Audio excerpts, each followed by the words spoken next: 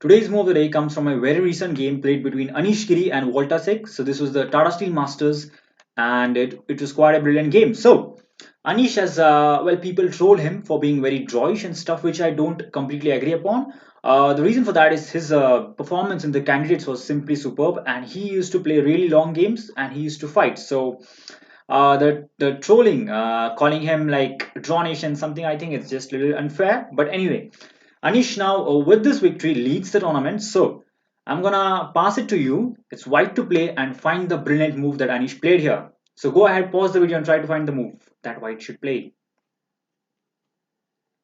Alright, so I hope you found the brilliant sacrifice rook takes h7. And in fact, this is completely winning. So what happens if this is captured? Well, now white plays rook to d7, and no matter what black plays here, this is completely lost.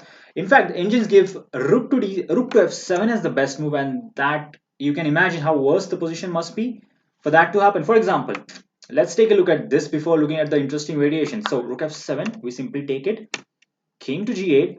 Now we just slip a rook to e7. The threat is obviously to capture the pawn with the knight. So and also push the pawn with h7 with a check. So obviously he will try to protect that with rook to b6. But then the very simple move king takes on f3, and white is up 2 pawns, and this shouldn't be too hard for a 2700 grandmasters to win this position.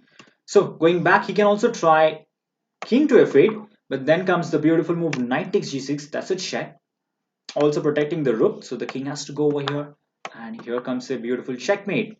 All right, so now let's look at the more elegant ones. So what happens if the king steps back to g8? Can you find the mate?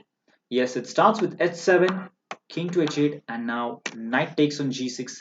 That's a beautiful checkmate, very similar to the last one. And well, one more.